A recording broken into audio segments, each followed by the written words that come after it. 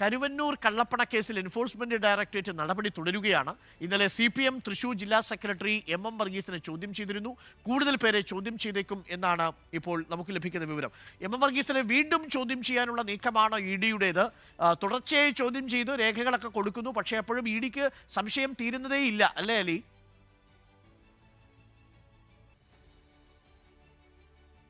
അതെ അരുൺ, കരുവന്നൂർ കേസിൽ ശക്തമായ നടപടികളുമായി എൻഫോഴ്സ്മെന്റ് ഡയറക്ടറേറ്റ് മുന്നോട്ട് പോവുകയാണ്. തെരഞ്ഞെടുപ്പ് ചൂടൊക്കെ കഴിഞ്ഞതിന് ശേഷവും വീണ്ടും ED-യിലെ ചൂട് കൂടി തന്നെ വരികയാണ്. ഇന്നലെ MM വർഗീസിനെ ചോദ്യം ചെയ്തിരുന്നു. 6ാം തവണയാണ് ചോദ്യം ചെയ്യുന്നത്. 9 മണിക്കൂറോളം ഈ ചോദ്യം ചെയ്യൽ നീണ്ടിരുന്നു. ഈ ചോദ്യം ചെയ്യലിന് ശേഷം വർഗീസ് മാധ്യമങ്ങളോട് പ്രതികരിച്ചപ്പോൾ പറഞ്ഞത് പ്രധാനമായും തൃശൂർ ജില്ലാ കമ്മിറ്റിയുടെയും അതുപോലെ തന്നെ മറ്റ് കീഴ്ഘടകങ്ങളുടെയും ബാങ്ക് അക്കൗണ്ടുകളും ഇതുമായി ബന്ധപ്പെട്ട സ്വത്ത് വിവരങ്ങളും തന്നെയാണ് ED ചോദിച്ചറിയുന്നത് എന്നാണ്. എന്തായാലും നാളെ വീണ്ടും ഹാജരാകാൻ ആവശ്യപ്പെട്ടുകൊണ്ട് ED വർഗീസിന് നോട്ടീസ് നൽകിയിരിക്കുകയാണ്. ഇന്നും ഇതുമായി ബന്ധപ്പെട്ട മറ്റ് ചില ആളുകളെ ചോദ്യം ചെയ്യാൻ സാധ്യതയുണ്ടെന്നാണ് നമ്മൾ മനസ്സിലാക്കുന്നത്. ഈ പറഞ്ഞതുപോലെ ഈ കരുവന്നൂർ കള്ളപ്പണ ഇടപാട് കേസിൽ കരുവന്നൂർ ബാങ്കിൽ നിന്നും തട്ടിയെടുത്ത ഈ പണത്തിന്റെ പങ്ക് മറ്റ് അക്കൗണ്ടുകളിലേക്ക്, തൃശൂർ ജില്ലയിലുള്ള പാർട്ടിയുടെ കീഴ്ഘടകങ്ങളുടെ മറ്റ് അക്കൗണ്ടുകളിലേക്ക് എത്തിയിട്ടുണ്ടോ എന്നാണ് ഇപ്പോൾ പ്രധാനമായും ED പരിശോധിക്കുന്നത്.